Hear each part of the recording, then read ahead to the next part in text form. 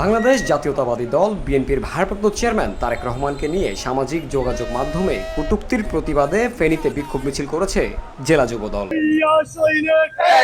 বৃহস্পতিবার বিকেলে জেলা যুবদলের উদ্যোগে এই বিক্ষোভ মিছিল শহরের কুমিল্লা বাস স্টেশন এলাকা থেকে শুরু হয়ে শহরের গুরুত্বপূর্ণ সড়ক প্রদক্ষিণ করে ট্রাঙ্ক রোডে এসে সমাবেশ পরিণত হয়।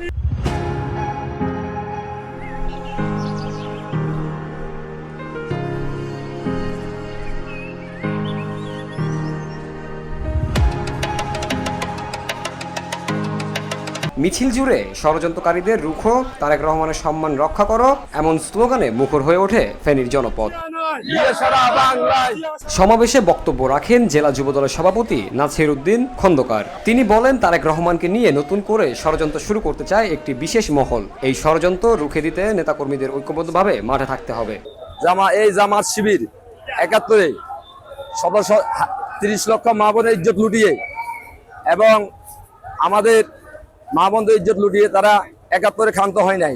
শেষ ২০২৪-এ ৫ই আগস্টের স্বৈরাচারী হাসিনা পতনের পরেই এই জামাত শিবির আবার উঠে পড়ে লেগেছে বাংলার মানুষের কে হেয়পূর্ণ করার জন্য, এবং আমাদের নেতা তারেক রহমানকে তারা বিভিন্নভাবে হেয়পূর্ণ করার চেষ্টা করতেছে।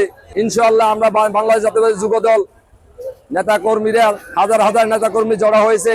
ইনশাআল্লাহ এই জামাত শিবিরকে আমরা দাঁত ভাঙা জবাব দিয়ে দিব।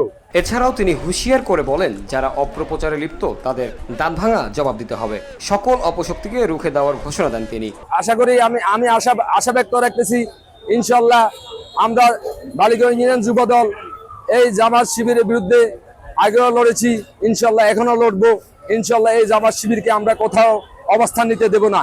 ফেনীতে যুবদলের এই প্রতিবাদ কর্মসূচিকে কেন্দ্র করে নেতাকর্মীদের মধ্যে ব্যাপক সাড়া দেখা যায়।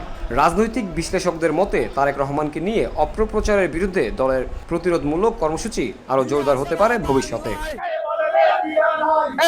VOD Bangla news desk.